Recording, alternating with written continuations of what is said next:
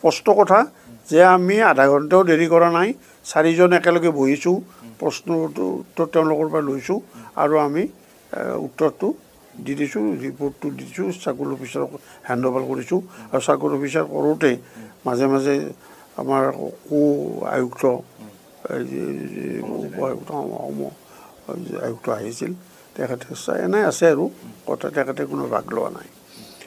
গতিকে ৰিজাল্ট হৈ গ'ল। মই সুধিছিলোঁ যে এইটো ৰিজাল্ট আজি দিবনে? বোলে নাই, এইটো ডিচিৰ পৰা এপ্ৰুভেল এটা লাগিব, ডিচি মোক দায়িত্ব। ঠিক আছে কৰক, আপত্তি নাই, আমাৰ কৰিবলগীয়া একো নাই, চহীটো আমি কৰি দিছোঁ বঢ়িয়াকৈ।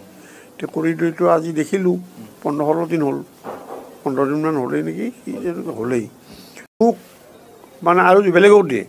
আমি তেনেহ'লে what is the utility of this sorts of interview? এইটো কি প্ৰয়োজন আছিল? আমাক কি প্ৰয়োজন আছিল? আমিতো কাকো বিচাৰি আমাক তাতে জুৰি মেম্বাৰ কৰক, কিবা কৰক বিচৰা নাই। এই কথাটো আমি মানি নলওঁ আৰু এইটো কৰিলে বৰং আমি হেৰি কৰিম, আমি ইয়াৰ বিৰুদ্ধে যি কৰিব লাগে আমি আমাৰ ব্যক্তিগত আমাৰ এটা মৰ্যাদা আছে নহয়, সেই মৰ্যাদাৰ ভিত্তিৰে আমি কাম কৰিম। আমি মানে মই কৈছোঁ, মই মানে আমি চাৰিজন একগোট হৈ কৰিছোঁ যেতিয়া, আৰু সেয়ে আমাৰ প্ৰথম দেখা।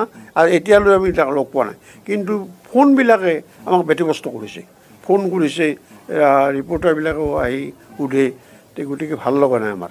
কিন্তু মই কোনো কাৰণতে কোনো হেঁচাত প্ৰতীয়মান হোৱা মানুহ নহয়, মই নহওঁ। আমি যিটো ইণ্টাৰভিউ পাতিছোঁ আমি নিৰপেক্ষভাৱে কৰিছোঁ।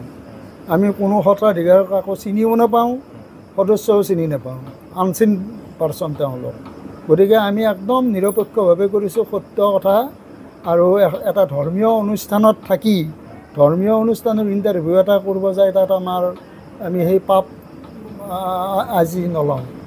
এইটো খাটাং কথা, আমি সত্য কথাই ক'ম আৰু সেই সত্যমতে যোনে পাইছে তাক দিব লাগে, সেইটো কথা স্পষ্টকৈ ক'ম। আৰু স্পষ্টই আৰু কিয় মানিম? প্ৰশাসনে হেঁচা কৰিব কেনেকৈ?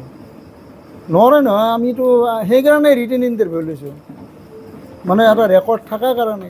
আমিতো এনেই যোৱা নাই, প্ৰশাসনে আমাক লেটাৰ দি মাতি নিছে, আমাৰ ৰেকৰ্ড আছে। তেখেতসকলে লেটাৰ দিছে, মাতি নিছে, আমি গৈছোঁ, আমাক কৰ্তৃত্ব দিছে তেখেতসকলে, সেইমতে আমি ইণ্টাৰভিউ পাতিছোঁ। ডিচি আমাক নিৰ্দেশ দিলে যে তেওঁলোকৰ 4জনৰ পৰীক্ষা ল'ব লাগে, আপোনালোকে 2খন পেপাৰ চিলেক্ট কৰি পেলাই আপোনালোকে এইটো প্ৰস্তুত কৰক। আমি সেইমতে প্ৰস্তুত কৰিলোঁ। SDC এগৰাকীও আছে, কৰি তেওঁলোকৰ লিখিত পৰীক্ষা লোৱা হ'ল 1 ঘণ্টা, আৰু মৌখিক পৰীক্ষা লোৱা হ'ল আমি 5জন, আমি 4জন, আকৌ SDC লগত আছে।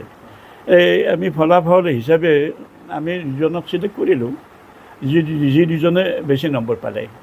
আৰু সেই ফলাফলখিনি আমি লিখি আমি 5জনে চহী কৰি চিভিলাইজ ডিউ চালু আছে, আমি তেখেতৰ হাতত দি দিলোঁ, SDC হাতত।